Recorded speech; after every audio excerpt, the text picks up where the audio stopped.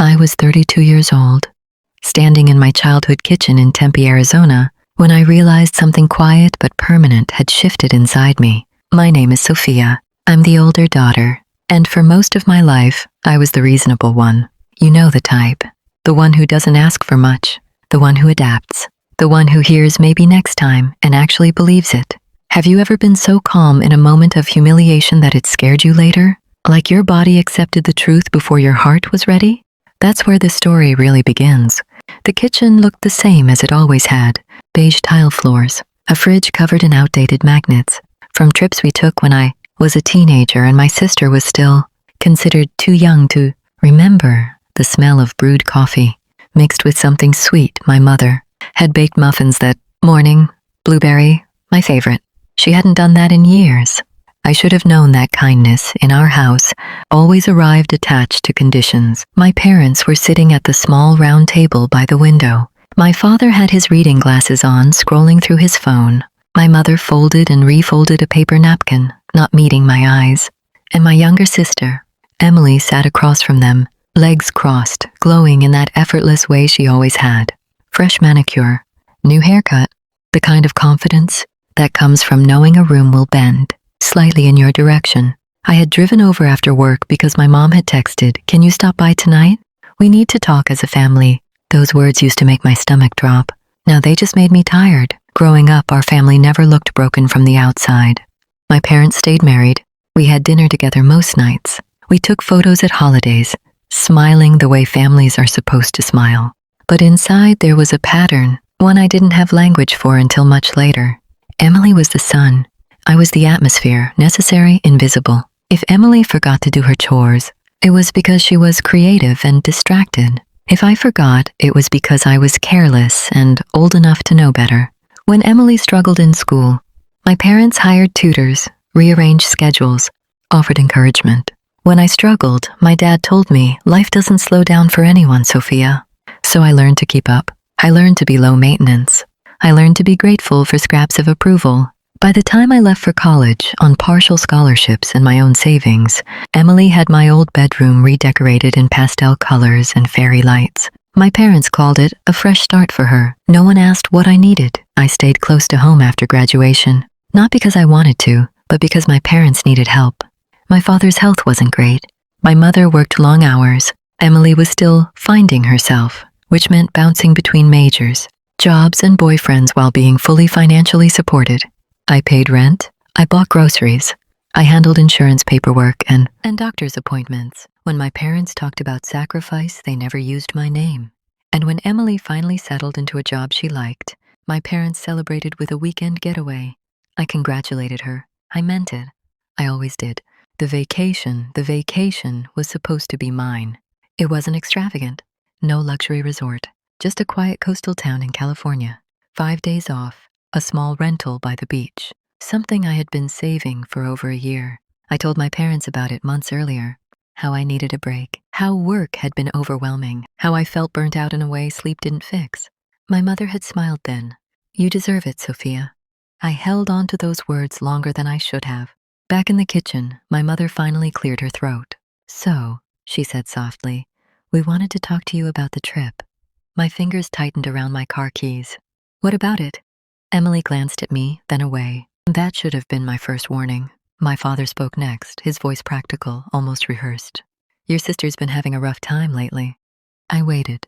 "She really needs a change of scenery," my mother added. "A reset." I nodded slowly. "Okay." "And," my father continued, "since you're so strong and you handle things so well," there it was. "We thought it might be better if Emily used the vacation instead." The room didn't go silent. The fridge hummed. A car passed outside. My mother smiled at me like this was reasonable, like this was generous even. "You're not going," she said gently, as if delivering neutral news. "But Emily will really benefit from it." I looked at my sister. She finally met my eyes. There was a flicker there, something close to guilt, but it didn't last. "I didn't ask for it," she said quickly. "Mom and Dad just thought—" "It's fine," my mother interrupted, placing a hand over Emily's. "Sophia understands." All three of them looked at me, waiting for what I'd always given. Understanding, grace, silence. I felt something strange then. Not anger. not sadness, clarity. I smiled, a small controlled smile that surprised even me. Enjoy, I said. The word landed heavier than I expected. And as Emily started talking, excitedly about the ocean view, and my parents relaxed back into their chairs, I realized this wasn't just about a trip anymore. This was about everything. I stood there holding my keys, listening to plans being made with my money, my time, my absence. And for the first time in my life, I didn't feel invisible. I felt done. And that was the moment everything began to change. Stayed seated for a few more minutes after I said the word enjoy, not because I wanted to, because my body hadn't caught up to the decision my mind had already made. Emily was talking fast now, her voice lighter, almost giddy. She mentioned sunsets, walking barefoot on the sand, how she hadn't taken a real break in so long. My mother nodded along, chiming in with reminders to pack sunscreen and to call when she arrived safely. My father returned to his phone. No one asked me anything. Not, "Are you okay?" Not, "We know this is hard." Not even, "Thank you." It was as if my role had already ended and the room had adjusted without effort. I watched them like an outsider, like someone observing a family through glass. That's when it hit me. This wasn't a misunderstanding. It wasn't poor timing. It wasn't even favoritism in the casual sense. It was expectation. They expected me to absorb the loss quietly. I stood up. "I should get going," I said. My mother looked surprised. "Already?" "I have work early tomorrow." That wasn't true, but explaining myself had never changed anything before. She nodded, stood, and gave me a quick hug, one arm, light pressure. The kind you give someone who's already halfway out the door emotionally. "Thank you for being so mature about this," she whispered. Mature. That word followed me all the way to my car. The drive home felt longer than usual. Tempe at night is deceptively calm, streetlights soft. Palm trees barely moving, the city pretending it's gentler than it is. I didn't turn on the radio. I didn't call anyone. I just drove. At a red light, I caught my reflection in the rearview mirror. I looked normal. No tears, no trembling, just tired eyes and a face that had learned to stay neutral. And that scared me more than if I'd broken down. Because numbness doesn't come from one moment. It comes from repetition. At home, I unlocked my apartment and stepped into the quiet. No one needed anything from me there. No one expected explanations. I dropped my keys into the bowl by the door and sat on the edge of my couch, still wearing my shoes. That's when the thoughts started creeping in, the ones I usually pushed away. Why is it always you? Why are you the one who adjusts? Why do they only praise you when you're convenient? I thought about every birthday where my gift had been shared, every holiday where Emily's needs set the schedule. Every time I told myself it's fine, it's not worth the conflict. And I realized something painful and freeing at the same time. I had taught them this by staying quiet, by being agreeable, by confusing endurance with love. My phone buzzed. A message from my mother. "Thank you again for understanding. You know how sensitive your sister is right now." I stared at the screen. My fingers hovered, ready to type the usual response. "Of course. No problem. I get it." Instead, I locked the phone and set it face down. The silence that followed felt loud. That night, I didn't sleep much. Not because I was angry. Anger would have been easier. I was grieving something vague but heavy. Not the trip. Not even the money. I was grieving the version of myself that kept hoping the rules would change if I played them well enough. Around 3 a.m., I got up and opened my laptop. I pulled up my work calendar, then my bank account, then the email confirmation for the vacation rental. I read the details slowly. Dates, location, refund policy. And then I closed the tab. For the first time, I didn't rush to fix anything. The next morning, my sister posted a photo on social media, a screenshot of the booking confirmation, captioned, "Much needed reset."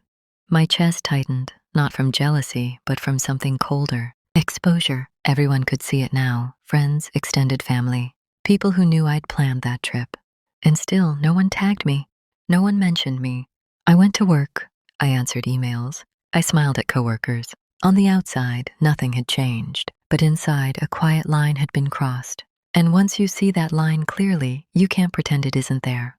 That evening, my father called. I watched the phone ring until it stopped. Then he texted, "We're proud of you for being so understanding."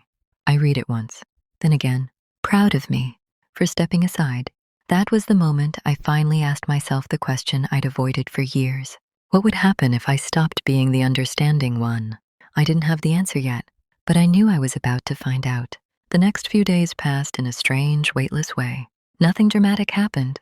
No shouting, no confrontations, no emotional speeches in the rain. Life simply kept going, and that was the unsettling part.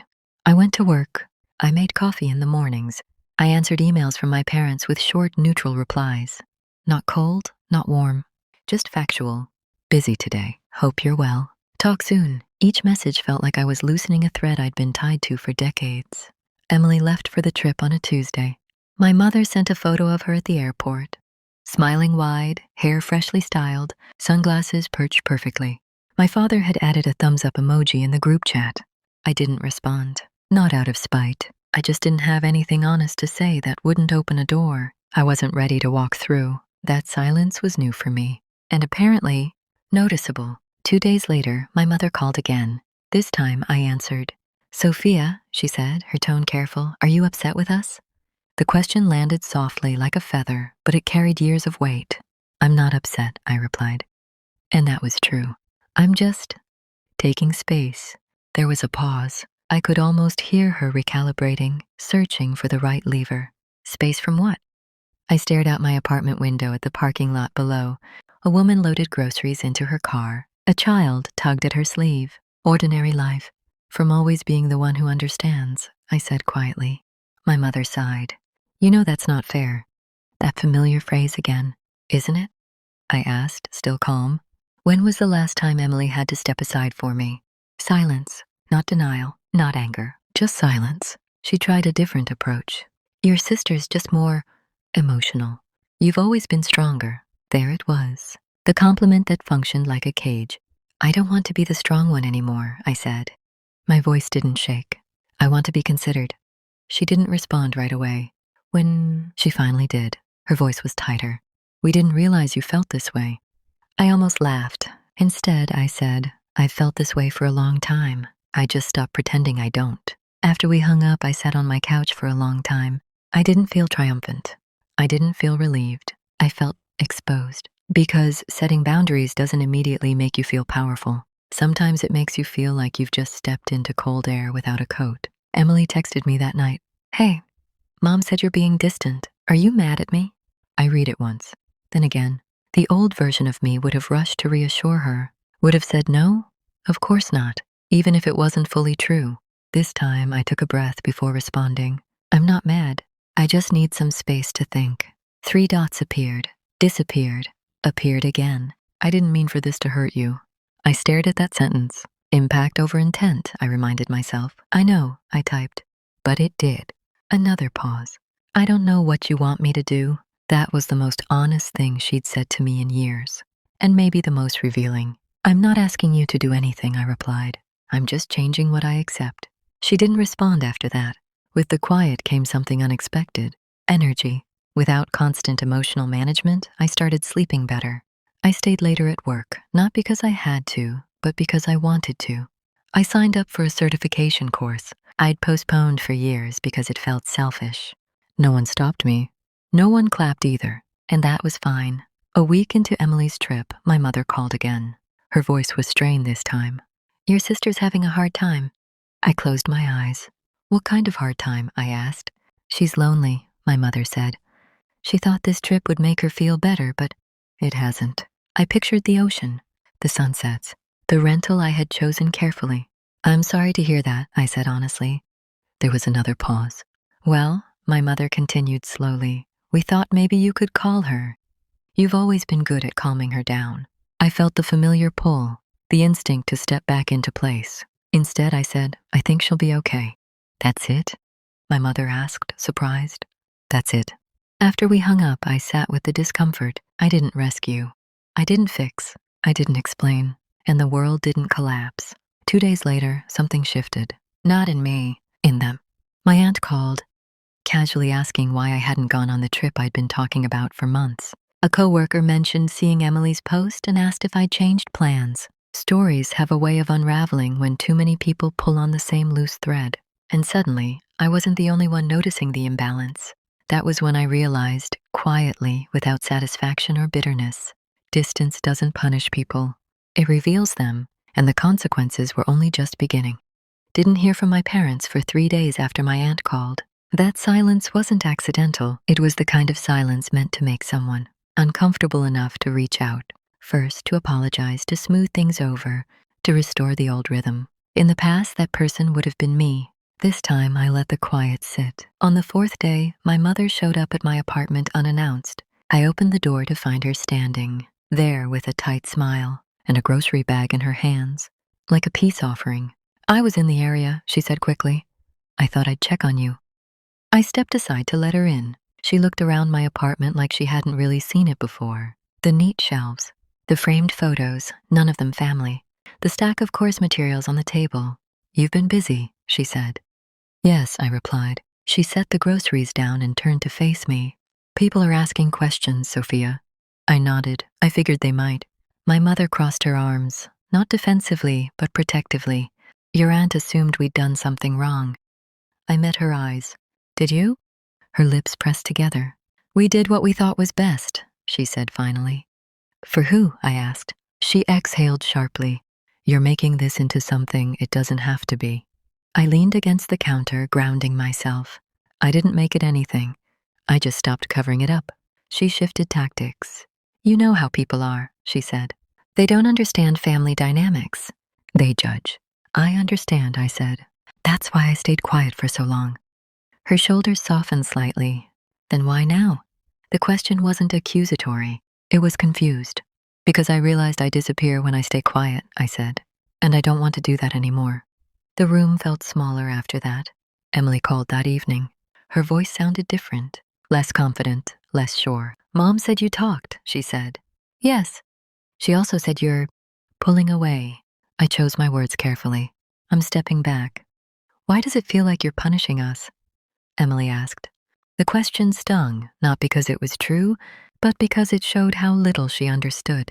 "I'm not punishing anyone," I said. "I'm protecting myself." There was a long pause. "I didn't know you felt this bad," she said quietly. I believed her. But belief didn't erase impact. "I didn't know how to say it," I replied. And no one ever asked. After that call, something subtle but important shifted in how my family spoke to me. They became careful, not considerate. Not apologetic, careful, as if they were watching where they stepped, afraid of triggering something they didn't fully understand. It wasn't comfort, but it was change. Emily returned from the trip early. No announcement, no explanation. My mother texted me that night. "She's home. She's been very emotional." I didn't respond right away. When I did, I kept it simple. "I hope she's okay." No offer, no fixing. A few days later, my father asked to meet for coffee. Just the two of us. We sat at a small cafe near his office. He stirred his drink longer than necessary. "You know," he said, not looking at me, "people at church have been asking why you didn't go on that vacation." I waited. I didn't know what to tell them. I took a slow breath. "You could tell them the truth." He frowned. "Which is?" "That it wasn't mine anymore." He looked up then, really looked at me. "That sounds worse than it was." I held his gaze. It felt exactly like that. For a moment, I thought he might argue. Instead, he said, "We never meant to hurt you." I nodded. "I know." "And yet," he added quietly, "we did."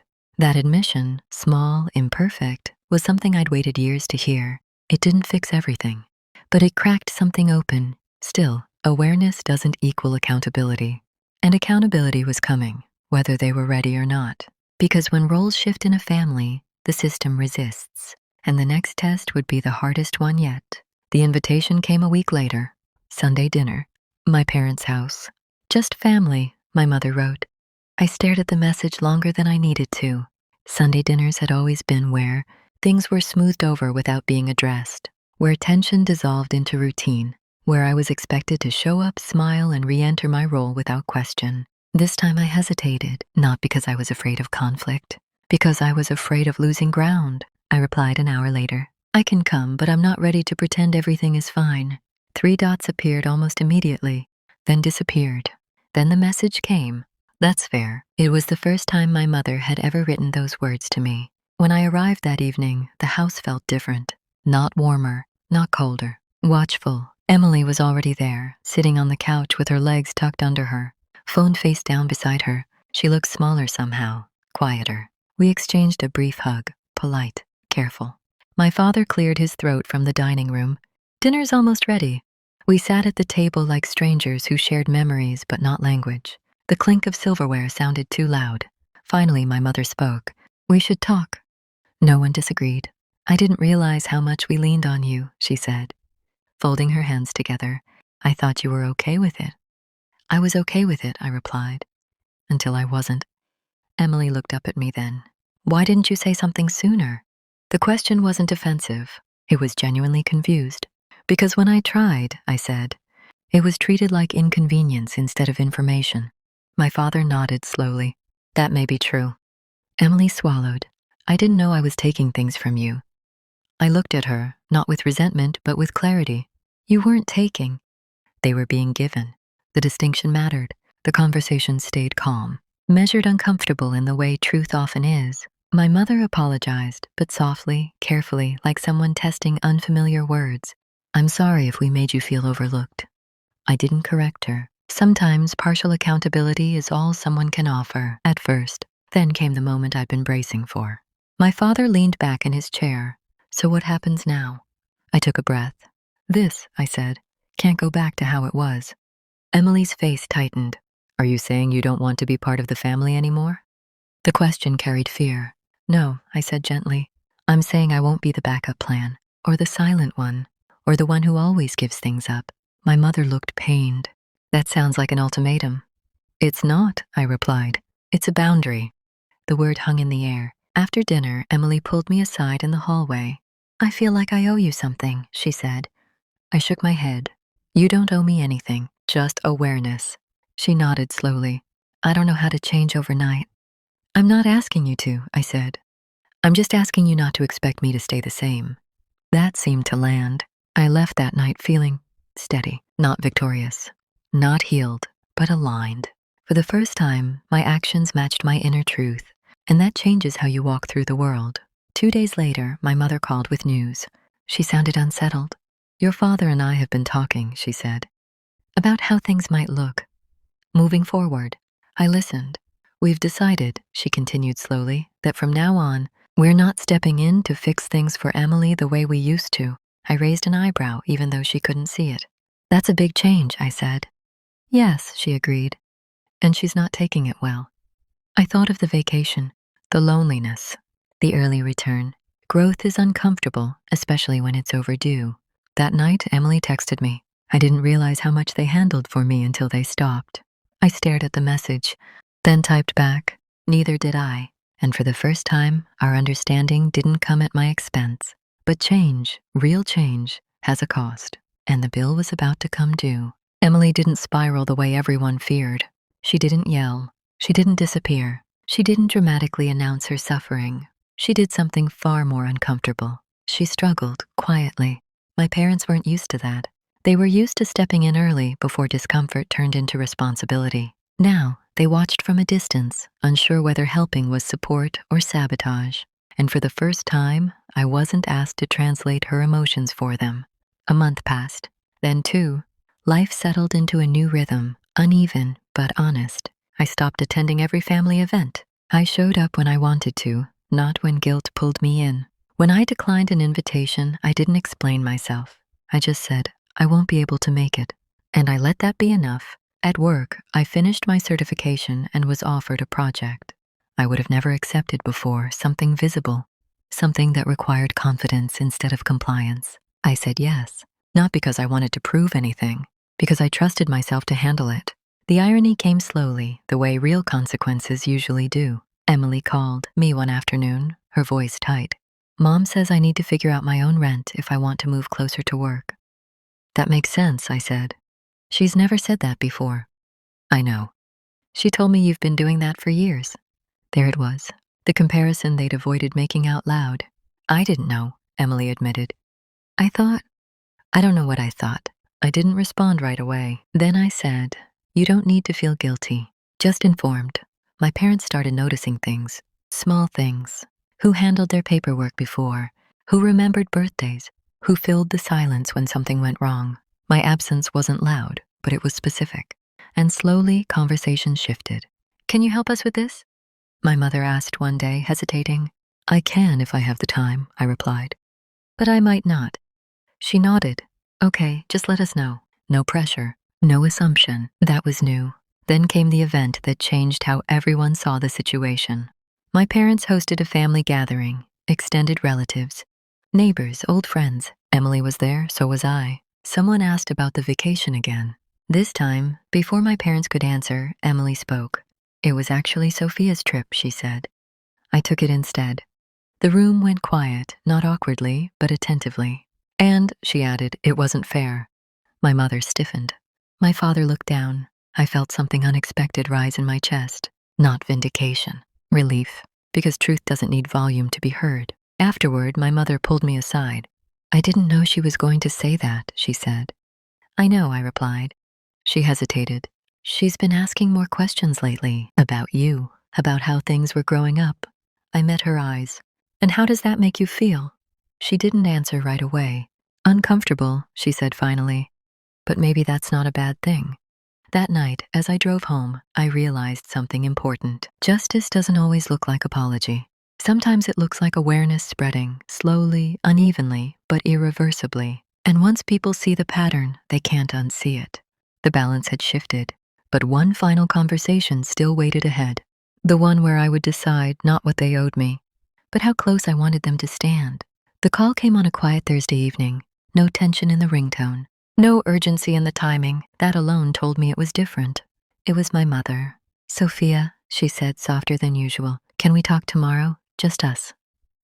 I considered it for a moment. Old instincts whispered, be careful. New instincts said, be clear.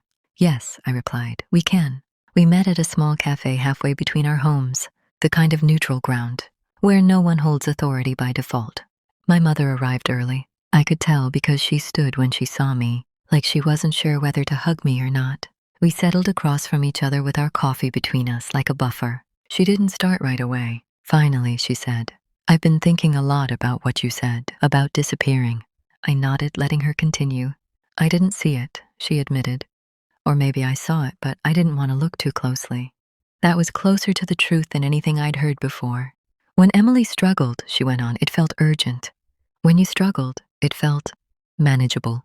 I felt my chest tighten, but I stayed present. That's because I made it look manageable, I said. Because I didn't think I was allowed to need more. Her eyes filled, just slightly. Not enough for tears. Enough for regret. I'm sorry, she said. Not carefully this time. Not conditionally. Just plainly. I let the words settle. I'm not asking for the past to change, I said. I just don't want to carry it forward. She nodded. What does that look like? The question mattered more than the apology. It looks like this, I said. I won't always be available. I won't always agree. And I won't step aside to keep things smooth. She listened, really listened. And if we slip? She asked. We probably will, I said honestly. Then I'll say something, and I expect it to be heard. She took a breath. That feels fair. There was that word again. This time, it didn't feel borrowed. Later that week, Emily reached out. Not to vent, not to ask for reassurance, to ask something else. Can we go for a walk? She said. I think I owe you a conversation. We walked through a park near my apartment, the air cooling as the sun dipped low. I've been unpacking a lot, she said, and it's uncomfortable realizing how much was done for me. I didn't interrupt. I don't want to be that person, she continued, the one who benefits without noticing. I stopped walking and looked at her. Awareness is a start, I said. What you do with it is up to you. She nodded. I don't expect us to be close overnight. Neither do I. And somehow, that honesty felt kinder than forced closeness ever had. Weeks passed, then months. Nothing became perfect, but it became real. My parents adjusted, sometimes awkwardly. Emily stumbled, learned, stumbled again. And I stayed consistent, not loud, not distant, just grounded. I stopped proving my worth through sacrifice. And something surprising happened. They started meeting me where I stood. One evening, my father said something simple while we were cleaning up after dinner. You seem lighter, he said. I smiled. I am, not because things changed around me, but because I stopped shrinking inside them. This wasn't the ending, but it was the turning point. The moment where I chose connection without self-erasure. And in the final stretch of this journey, I would learn something even deeper.